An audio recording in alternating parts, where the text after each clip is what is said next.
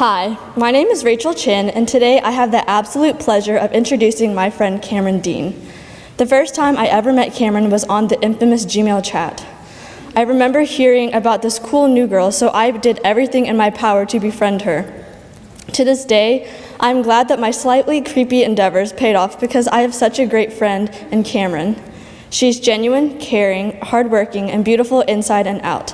I know she has something wonderful to say, so please give it up for the class of 2017's very own CamCat, Camryn Dean.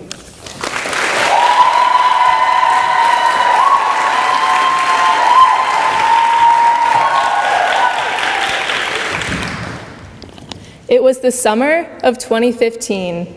I lay in a field, looking up at the stars, dozing off to music. The relaxing music that I so happened to be listening to was electronic dance music. Skrillex, to be specific. For those of you who aren't familiar with the style of Skrillex, it is very loud and energetic, definitely not typical nap music. This music was not coming from my phone speakers either. No, I was at a music festival, and Skrillex was playing live about 200 yards away from me. The majority of the people there had formed a giant mosh pit right in front of the stage. I, however, decided that this was prime relaxing time, so I made my way up to the hill in the back to lie down. As you may have realized from this story, relaxing is no issue for me. I have developed a tendency to fall asleep when I sit still for too long, regardless of where I am. Over time, this inclination has become a big joke within my family. They have started to time how long it takes me to fall asleep once I sit down on any mode of transportation, and my sister has quite the collection of videos of herself shoving food in my gaping mouth in an attempt to wake me up. I even have an extensive list of all the public places I have fallen asleep. This list includes, but is not limited to, subway cars, bus stops, football games, shopping malls, theme parks, and of course, concerts. For a while, I thought it was terrible of me to fall asleep in all of these public places. It actually probably is.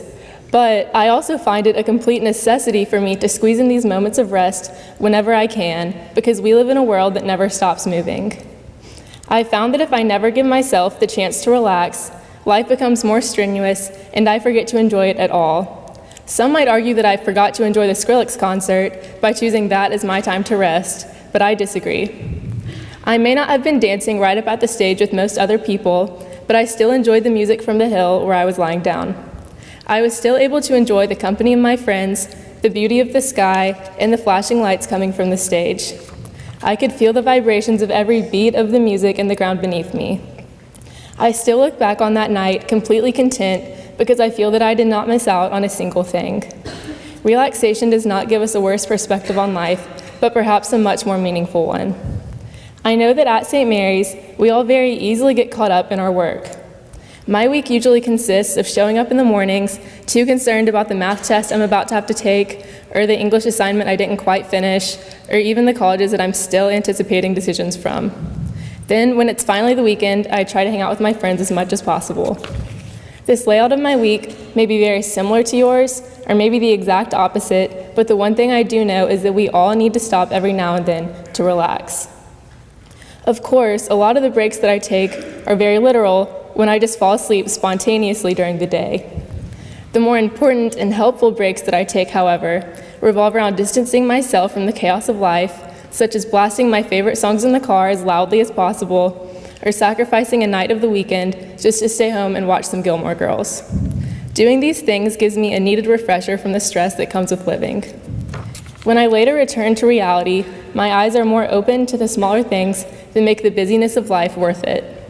I've realized that the walk inside from the far parking lot can actually be nice if it's not too cold, that a cafeteria scone can really brighten my day, and that just one fun conversation can put me in a better mood.